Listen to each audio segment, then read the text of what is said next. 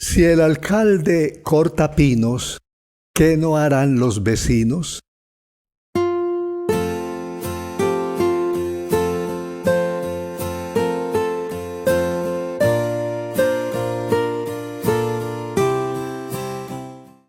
Hola, ¿qué tal?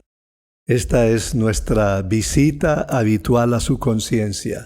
Esperamos que le resulte amable.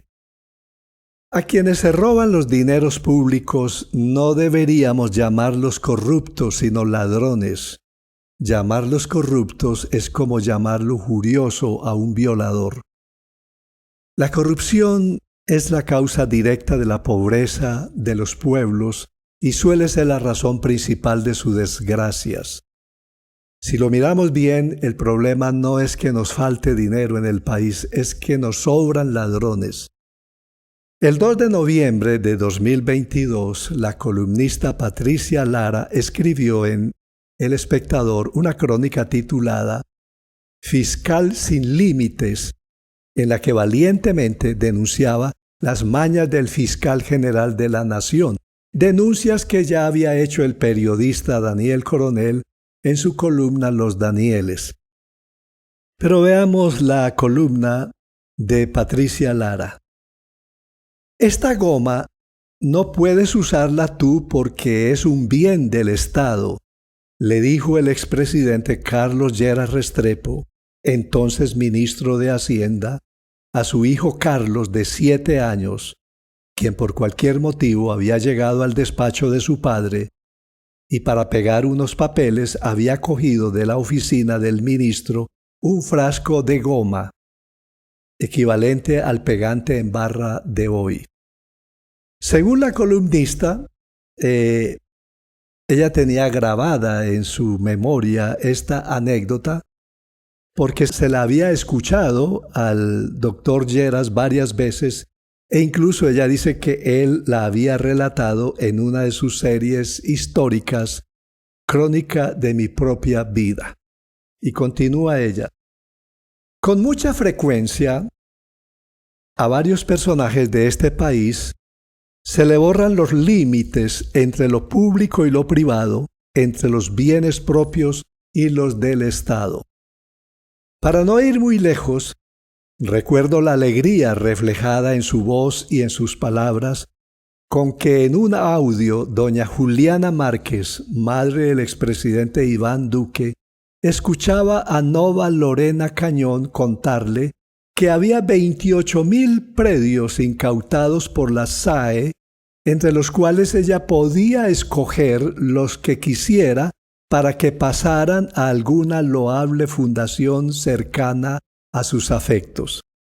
Y recuerdo también ese viaje que armó la anterior primera dama, María Juliana Ruiz, en uno de los aviones oficiales para volar a Armenia con sus hijos, unos amiguitos y sus mamás, con el fin de celebrarle el cumpleaños en Panaca a una de sus niñas. La presidencia afirmó que ese viaje estaba justificado por el manual de la Fuerza Aérea, el cual establece que en aras de la seguridad de la familia presidencial, esta se debe transportar en aviones del Estado. Pero ¿por qué la entonces primera dama Lina Moreno de Uribe sí podía viajar en aviones de línea y en turismo? ¿Por qué un avión lleno de gasolina pagada con nuestros impuestos llevaba a Armenia a los amiguitos de los hijos de Duque y a sus mamás? Simplemente porque se les borran los límites entre los bienes públicos y los propios. Un ejemplo de esta confusión lo hemos observado nada menos que en el fiscal general de la Nación, Francisco Barbosa, y su esposa. Primero, el columnista Yohir Ackerman publicó un video que muestra a los escoltas del fiscal en carros oficiales, sacando a pasear a las mascotas de su jefe. Barbosa dijo tranquilamente que sus mascotas merecen protección porque ellas hacen parte de su círculo familiar. Después fue el escándalo de su esposa Walfa, quien una noche sacó 5 maletas y 2 máscaras venecianas de un piso arrendado por la Fiscalía para uso de la Dirección de Protección y de la Subdirección de Bienes encargadas de custodiar objetos decomisados o abandonados. Barbosa dijo que todo era falso y afirmó que el contenido de las maletas hacía parte de su trasteo. Pero si eso era así, ¿por qué su esposa usaba una instalación oficial para guardarlo?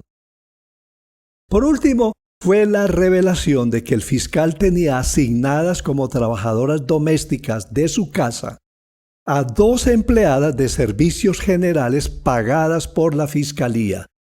Barbosa también desmintió el hecho, pero la revista digital Cambio publicó los documentos oficiales que prueban lo dicho. En conclusión, dice la articulista, ¿cómo le hubiera sentado bien al fiscal Barbosa que el doctor Carlos Lleras Restrepo le hubiera explicado qué diferencia hay entre los bienes públicos y los privados? Vamos a terminar con unas frases rutilantes para pensar que hemos publicado en nuestro calendario de valores. Cuando los principios están en juego, no hay que hacer caso de la conveniencia personal. Quien valora sus privilegios por encima de sus principios, pronto pierde los unos y los otros.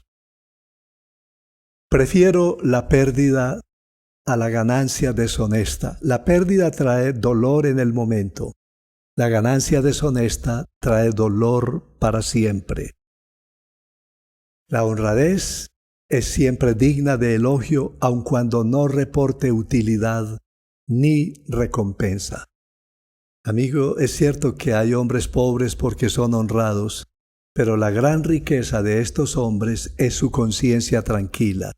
Ellos no temen a la luz y, lo mejor de todo, gozan el favor del Señor. Son famosos delante del Señor. La Biblia dice en Salmos 84:11, porque sol y escudo es Jehová Dios, gracia y gloria dará Jehová, no quitará el bien a los que andan en integridad.